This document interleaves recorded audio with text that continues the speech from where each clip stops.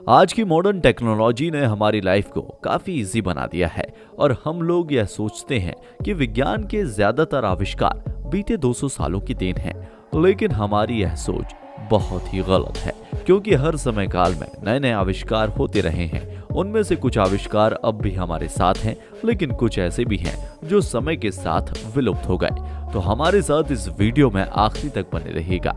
हम आपके लिए लेकर आए हैं कुछ ऐसे ही विलुप्त हुए आविष्कार जो आज भी अगर मानव जाति के साथ होते तो यह दुनिया बदल चुके होते। चलिए शुरू करते हैं। Cloud buster. क्या आप इस बात पर यकीन करेंगे कि इस दुनिया में ऐसा भी आविष्कार हो चुका है जिसके जरिए जब चाहें जहां चाहें बारिश करा सकते हैं। यह बात सन 1951 की है, जब ऑस्ट्रेलिया के मनोविश्लेषण विल्हेम रिच ने अपने एक आविष्कार को दुनिया के सामने रखा। उनके इस आविष्कार से सबसे ज्यादा फायदा किसानों को होने वाला था, क्योंकि अक्सर अच्छी बारिश के अभाव में फसलें खराब हो जाती हैं। उन्होंने एक ऐसी मशीन तैयार की जिसके जरिए वो जब चाहें जहां चाहें बारिश करा सकते थे। इसके लिए उन्होंने एक अलग तरह की एनर्जी की खोज की, जिसे उन्होंने ऑर्गन एनर्जी का नाम दिया था। और इसी ऑर्गन एनर्जी को मैनिपुलेट करके वो अपने मन चाहे समय और जगह पर बारिश करा सकते थे। बात साल 1953 की है, जब सूखे के कारण किसानों की फसलें बर्बाद हो रही थी। उसी समय दो किसान विल्हेम रिच के पास पहुंचे और उन्होंने कहा, अगर आप हमारे इस मुश्किल समय में अपने संयंत्र से बारिश करा देंगे तो हमारी फसल बच जाएगी। विल्हेम रिच ने 6 जुलाई 1953 को पहली बार अपने इस यंत्र का उपयोग किया।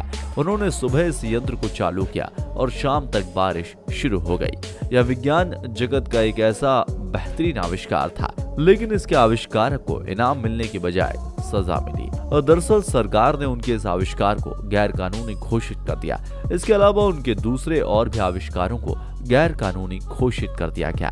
उनके इस प्रयोग पर हमेशा के लिए रोक लगा दी गई। साथ ही उनको जेल के भीतर बंद कर दिया गया।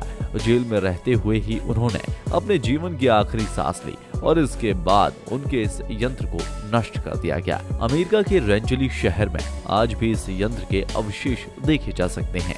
लचीला कांच। शायद आप यकीन ना करें, लेकिन आज से 2000 साल पहले रोमन एम्पायर में एक ऐसे कांच का आविष्कार किया गया था जो इतना लचीला था कि उसके बर्तन को अगर कोई तोड़ मरोड़ दे तो वह टूटकर चकनाचूर होने के बजाय अपनी जगह में मुड़ जाता था, जिसे बाद में हथौड़े से ठोक कर ठीक किया जाता था। वरना समानता हमने आज जो कांच देखे हैं वह बहुत ही खूबसूरत होते हैं, लेकिन उतने ही नाजुक भी होते हैं। जरा सी चोट से टूट कर चकनाचूर हो जाते हैं। लेकिन उसके द्वारा बनाया गया यह कांच इतना फ्लेक्सिबल था कि इस कांच के बर्तन को जिस जगह से दबाया जाता वो वहां से मुड़ जाता था। फिर वापस उस कांच को सीधा कर सकते थे। जिस आदमी ने वह कांच बनाया था वो उस कांच का कटोरा लेकर रोमन किंग टाइबेरियस सीजर के पास पहुंचा और उसने राजा को वो कांच का कटोरा भेंट किया और उसने कहा कि इस कांच को दुनिया में कोई भी नहीं तोड़ सकता। राजा ने उसकी बात सुनी और उस कांच को तोड़ने की कोशिश की, लेकिन वह कांच टूटने की बजाय अपनी जगह से मुड़ गया, जिसे बाद में हथौड़े की सहायता से उसने दोबारा कटोरे की शक्ल दे दी। फाइनली कांच का कटोरा नहीं टूटा। राजा यह सब देखकर हैरान हुआ। उसने पूछा कि तुम्हारे अलावा और कौन कौन यह कांच बनाना जानता है? तो उसने कहा कि मेरे अलावा दुनिया में इस तरह के कांच को बनाना और कोई नहीं जानता। उसका इतना ही कहना था कि राजा ने उस आदमी को मौत की सजा सुना दी, क्योंकि राजा को लगा कि अगर इस तरह का कांच का चलन आ गया तो सोने और चांदी की वैल्यू कम हो जाएगी। इसलिए राजा ने उस आदमी को मौत के घाट उतार दिया। इस तरह उस कांच का आविष्कार उस व्यक्ति के साथ ही चला गया और फ्लेक्सिबल ग्लास का रहस्य आज भी बरकरार है। डेथ रे।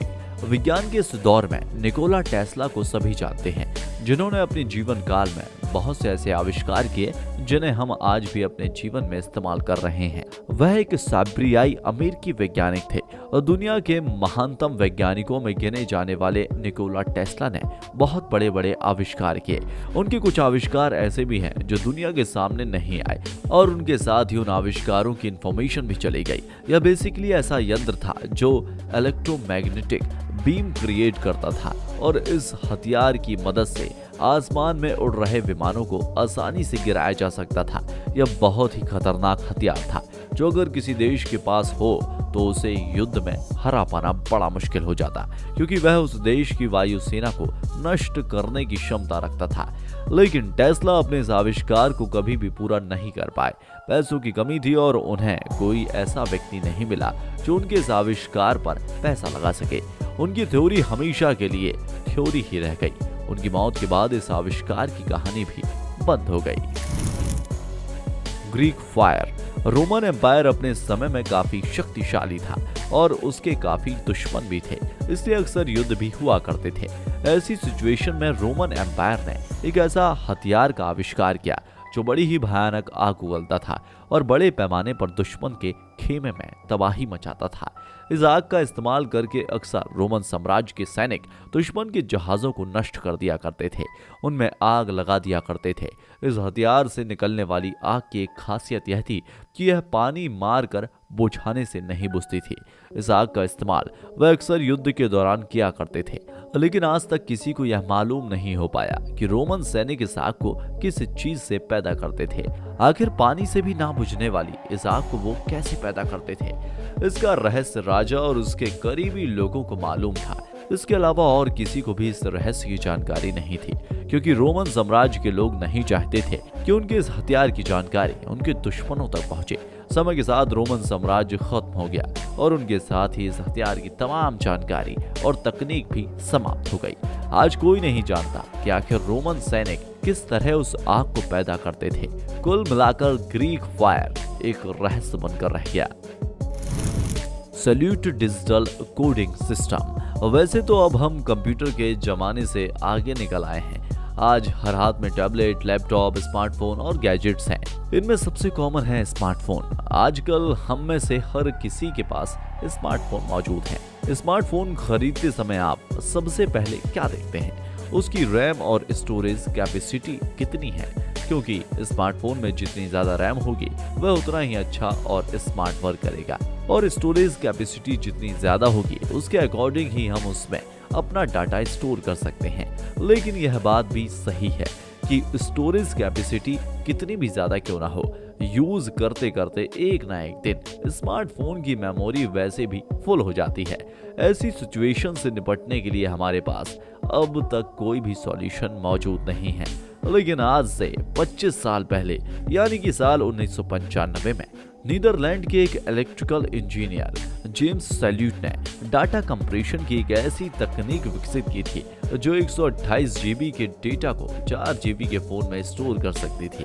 एक हाई क्वालिटी मूवी को कुछ केबी में स्टोर कर सकती थी। इतनी ही शानदार खोज को लेकर वह फिलीपींस कंपनी के पास गया, जहां उन्होंने एक 64 केबी की छोटी सी ड्राइव में 8 फिल्में स्टोर की और उसे चलाकर भी दिखाया। अभी उनकी इस डिवाइस को मार्केट में लाने का प्लान चल ही रहा था कि 11 जुलाई 1999 को एक बड़े ही रहस्यमय तरीके से उनकी मौत हो गई, और जिस ड्राइव में उन्होंने इस सॉफ्टवेयर की कोडिंग की थी वह ड्राइव भी गुम हो गई। और इस तरह का एक बेहतरीन आविष्कार हम लोगों के सामने आने से रह गया। सोचिए अगर वह आविष्कार जनरलाइज हो जाता तो स्मार्टफोन में कैपेसिटी की प्रॉब्लम बहुत हद तक कम हो जाती। दोस्तों, अगर ये आविष्कार आज होते तो हमारी दुनिया का स्वरूप कैसा होता? हमारे और आपके जीवन में क्या परिवर्तन हो चुके होते? क्या आपको भी लगता है कि अगर ये आविष्कार आज भी हमारे बीच होते तो हमारी दुनिया आज से बेहतर होती? विज्ञान की दुनिया में ऐसे बहुत से आविष्कार हैं जो समय के साथ चलते हैं, लेकिन कुछ आविष्कार ऐसे भी होते हैं जो समय के साथ सामने नहीं आ पाते और एक बार फिर गुमनामी के अंधेरों में खो जाते हैं। वीडियो को आपने आखिरी तक देखा, इसके लिए आपका बहुत बहुत शुक्रिया। हमारी पूरी टीम इस वीडियो पर आपके कमेंट का इंतजार करेगी, इसलिए अपने विचार कमेंट बॉक्स में जरूर रखिएगा। हम फिर मिलेंगे एक नए वीडियो में। तब तक के लिए जय हिंद, जय भारत, वंदे मातरम।